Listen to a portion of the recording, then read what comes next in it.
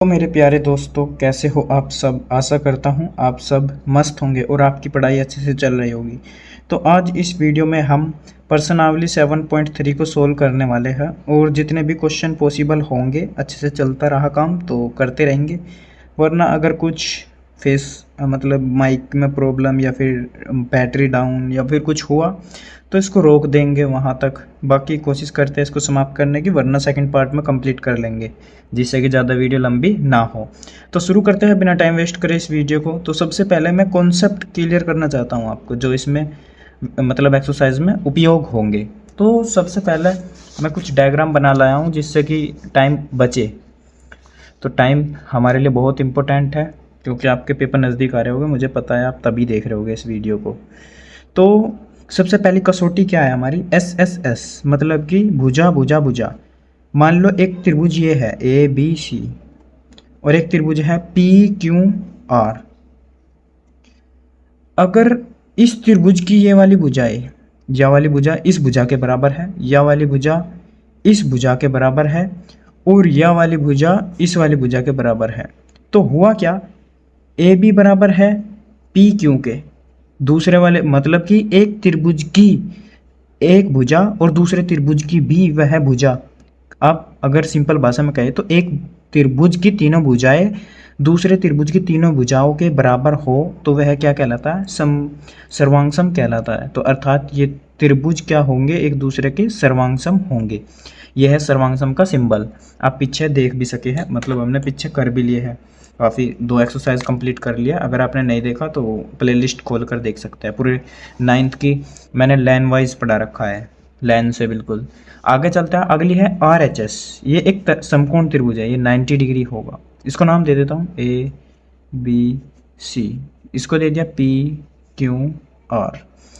अगर किसी समकोण त्रिभुज की कर्ण है जो कर्ण के बराबर होना चाहिए और कोई सी एक भुजा कोई सी भी हो, मैं या ले लूँ ये दोनों या फिर या ले लूँ, तो मान लो या ले ली मैंने, तो किसी भी समकोण त्रिभुज का कर्ण बराबर हो दूसरे त्रिभुज के कर्ण के और एक अन्य भुजा दूसरे त्रिभुज की अन्य भुजा के बराबर हो, तो तब हम RHS द्वारा जो त्रिभुज है उनको क्या कह सकते हैं, सर्वांगसम कह सकते हैं। तो बस यही था। अब चलते हैं क्वेश्चन पर। तो क्वेश्चन नंबर 1 है हमारा, त्रिभुज ABC और त्रिभुज DBC एक ही आधार BC पर बने दो समद्विबाहु त्रिभुज इस प्रकार है। ABC और DBC दोनों एक ही आधार पर बनने, आधार एक ही है। अब आगे क्या क्या, और ये समद्विबाहु त्रिभुज है, मतलब जिसकी दो भुजाएं बराबर होती है कि A और D भुजा BC के एक ही ओर स्थित है। AD भुजा है और BC भुजा के एक ही ओर स्थित है, यूँ कह रहा, ठीक है, स्थित है। यदि AD बढ़ाने पर BC को बिंदु P पर प्रतिच्छेद करे तो दर्शाइए कि AD को बढ़ा दिया, AD है, इसको आगे बढ़ा दिया और ये बिंदु P पर प्रतिच्छेद कर रहा, ये ठीक है। डायग्राम बना हुआ है, वैसे तो दे भी रखा, कोई बात नहीं। अब सबसे पहला पॉइंट क्या कहा इसने, त्रिभुज ABD सर्वांगसम है किसके, ACD के। पहला पॉइंट क्वेश्चन नंबर है हमारा, क्वेश्चन नंबर है हमारा ये पहला, क्वेश्चन नंबर पहले का पहला ही भाग है। क्या कहा इसने, त्रिभुज कौन सा दिया, ABD सर्वांगसम है किसके, दिखाना मतलब ये सर्वांगसम है त्रिभुज ACD के। अब सबसे पहले क्या करो, क्वेश्चन पर आओ। क्वेश्चन में उसने कहा था कि ये समद्विबाहु त्रिभुज है। समद्विबाहु त्रिभुज का मतलब क्या होता है, उसकी दो भुजाएं बराबर होती है ये वाली, तो ये दोनों भुजाएं क्या है, बराबर है। लेकिन उसने क्या कहा, दोनों त्रिभुज समद्विबाहु है, तो मैं क्या कह सकता हूं कि ये वाली भुजा इस भुजा के बराबर होगी। अगर आपने नहीं देखा तो देख सकते हैं, ये कहा इसने त्रिभुज ये है और ये है, एक ही आधार BC पर बने दो समद्विबाहु त्रिभुज इस प्रकार है, ये कहा था, ये है। अब इस त्रिभुज को समद्विबाहु त्रिभुज दिखाना, तो मैं क्या करता हूं, ले लेता हूं कि त्रिभुज ABD व त्रिभुज ACD में अब अगर इसको शॉर्ट ही करे, मतलब ज़्यादा लॉन्ग ना करे, तो मैं डायरेक्ट लिख सकता हूँ, बाकी इक्वेशन बना सकते हैं आप। तो त्रिभुज ए बी डी कौन सा है? ए बी डी, ये वाला त्रिभुज, ये वाला, और ये वाला त्रिभुज कौन सा? ए सी डी, ये वाला। इन दोनों को समद्विबाहु, सॉरी, इन दोनों को सर्वांगसम दिखाना। तो हमें क्या पता, ए बी भुजा है इस त्रिभुज की, वो इस भुजा के बराबर है, किसके? ए सी के। तो मैं लिख सकता हूं कि ए बी भुजा है बराबर है ए सी के, दिया है ये। अब दूसरा क्या है? दूसरा इसने कहा कि बी डी भुजा है, वो डी सी भुजा के क्या है? बराबर है। ये भी दिया हुआ है, मैं अपने दौरे से कुछ नहीं कह रहा। ए डी भुजा है, सॉरी, बी डी भुजा है, वो किसके बराबर है? डी सी के, डी सी भुजा के बराबर है, ये भी दिया हुआ है। अब आगे क्या है? अब आपको दिख रहा होगा कि अगर इस त्रिभुज की बात करूं मैं, इस वाले की, ए बी डी की, तो इसमें एक भुजा कॉमन दिख रही, ए डी भुजा दिख रही मुझे, ठीक है। अब अगर इस त्रिभुज की बात करूं ए सी डी की, तो ए सी डी में भी क्या है? ए डी भुजा ही दिख रही। तो मैं कह सकता हूं कि ए डी बराबर होगा ए डी के, और ये क्या है? उभयनिष्ठ भुजा, उभयनिष्ठ भुजा। अब ये चीज देखते हुए मैं कह सकता हूं कि साइड साइड साइड, कसौटी से, कसौटी से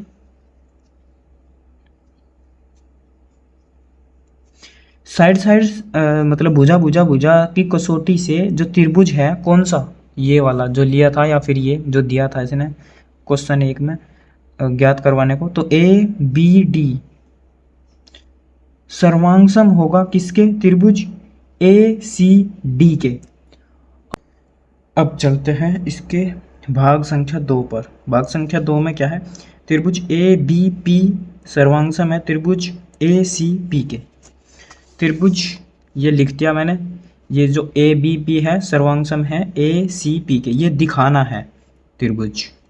तो अब मैं क्या करता हूँ, इस त्रिभुज को ले लेता हूँ। कौन कौन से कहा इसने? ए बी पी, मतलब ये वाला त्रिभुज, और ए सी पी, ये दोनों क्या है? एक दूसरे के सर्वांगसम है, ये सिद्ध करना है। तो मैं क्या लिखता हूँ? सबसे पहले मुझे दिख रहा ए बी है बराबर है किसके? ए सी के, ये दिया है ये मुझे। और क्या दिख रहा मुझे?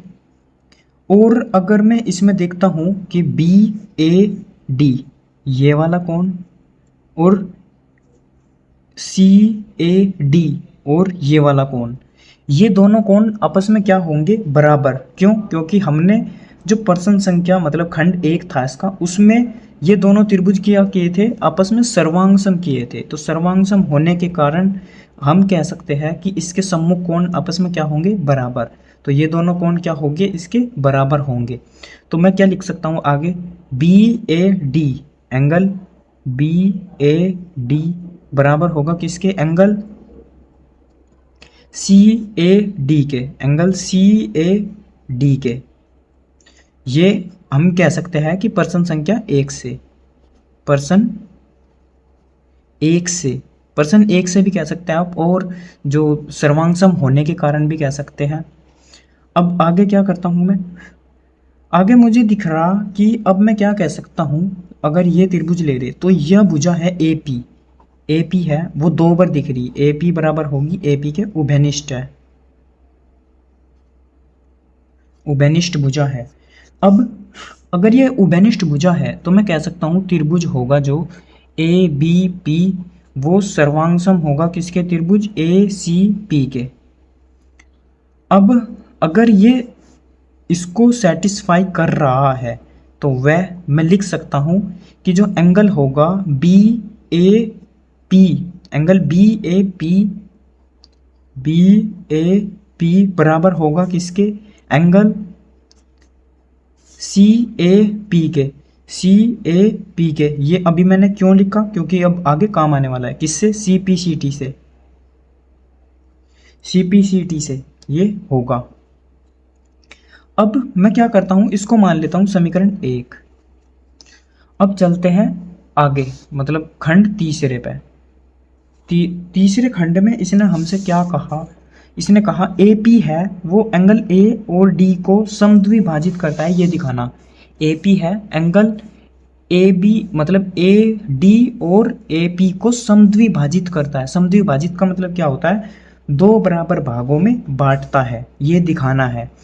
तो मैं क्या कर सकता हूँ, अगर मुझे ये ऐसा दिखाना, तो सबसे पहले हमने प्रश्न संख्या 1 में क्या करा, हमने इस त्रिभुज को लिया था, तो यो एंगल मतलब बी ए डी, जो एंगल है बी ए डी, वो बराबर दिखाया था किसके, एंगल सी ए डी के, सी ए डी के।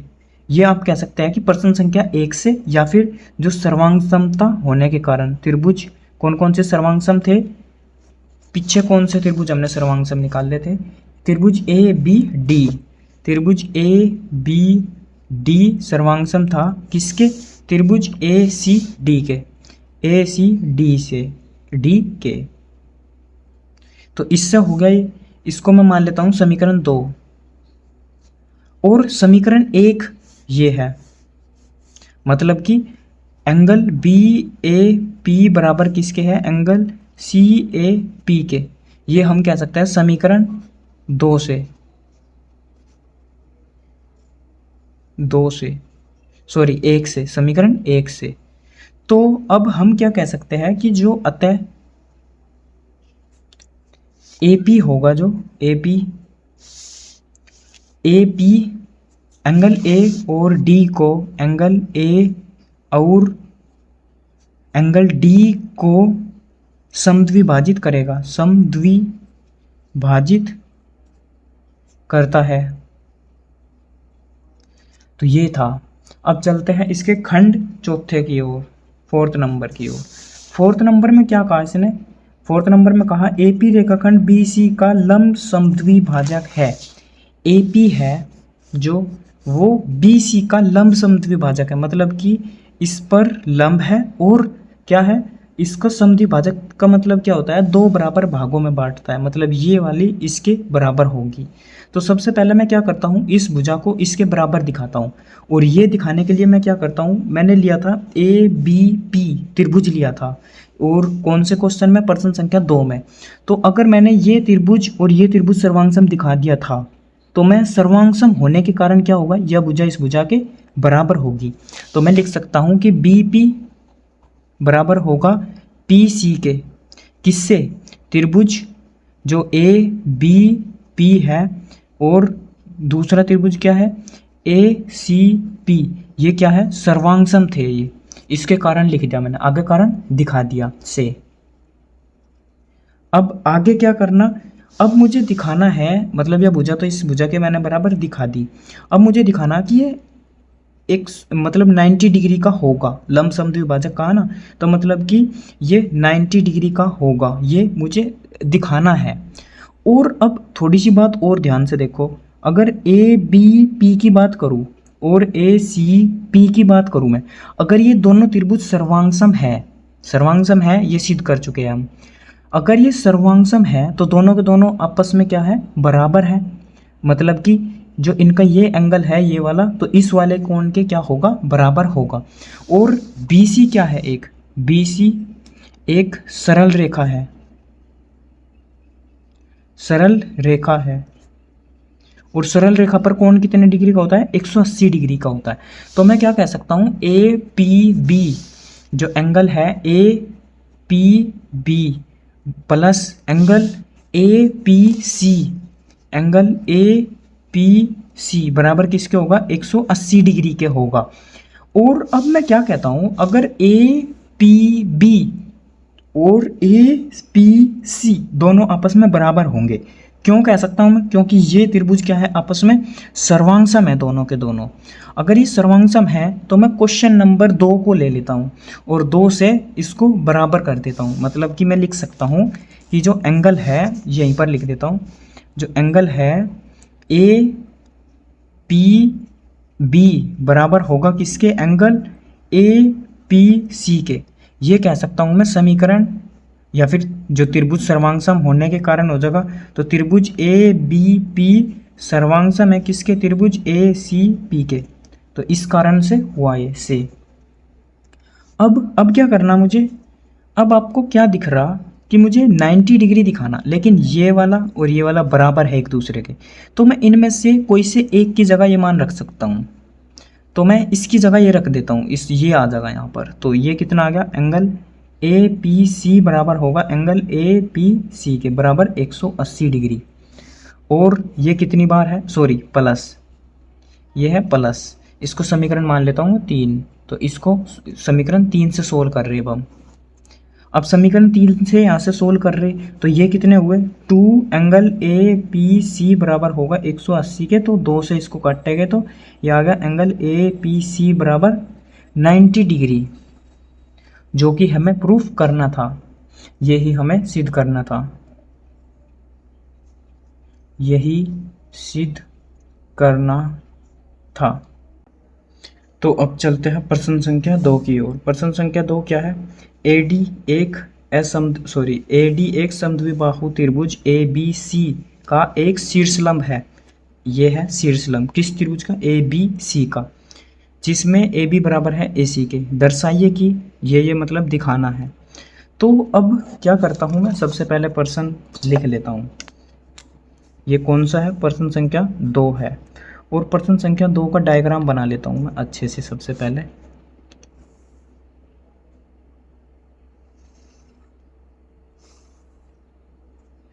ये है हमारा इसका डायग्राम। त्रिभुज क्या है, ए बी सी, और इसने ये है डी पॉइंट। अब चलते हैं प्रश्न पर फिर से। तो सबसे पहले मैं लिख लेता हूं कि सिद्ध क्या करना है, सिद्ध करना है, सिद्ध क्या करना है मुझे, पहला भाग सिद्ध करना है। एडी रेखा बीसी को समद्विभाजित करती है। एडी रेखा है बीसी को समद्विभाजित करने का मतलब क्या है, मुझे सिद्ध करना है बीडी बराबर किसके, डीसी के, बीडी बराबर डीसी के दिखाना या फिर डीबी बराबर डीसी के दिखाना है। समद्विभाजित का मतलब होता है दो बराबर हिस्सों में बांटना, और ये भी क्या होगा 90 डिग्री, अगर ये लंब समद्विभाजक होगा तो तब। अब दिया है, दिया क्या है, इसने दिया है हमें क्वेश्चन में ए बी बराबर है ए सी के। क्या दिया, ए बी बराबर है ए सी के, और क्या दिया इसने, वह इसने कहा था कि ये शीर्ष लंब है ए डी का, तो ये 90 डिग्री पर है। तो मैं कह सकता हूं कि एंगल ए डी बी बराबर होगा किसके, एंगल ए डी सी के, क्योंकि प्रत्येक 90 डिग्री है, ये दिया था। अब चलते हैं जो करना है। तो सबसे पहले मैं क्या करता हूँ, इस त्रिभुज को और इसको सर्वांगसम दिखा देता हूँ, जिससे ये भुजा इस भुजा के बराबर होगी। तो ए बी डी त्रिभुज क्या है, ए बी डी, वह त्रिभुज ए सी डी में। तो सबसे पहले उसने दिया क्या था, ए बी बराबर ए सी के, मतलब यह भुजा इस भुजा के बराबर दी थी। तो मैं लिख सकता हूं कि ए बी बराबर ए सी दिया है ये। और क्या, और मुझे दिख रहा है कि ए डी है वो इसमें भी है और इसमें भी है, दोनों त्रिभुज में है, कहने का मतलब ये है। तो ए डी बराबर होगा ए डी के, उभयनिष्ठ भुजा है, उभयनिष्ठ भुजा।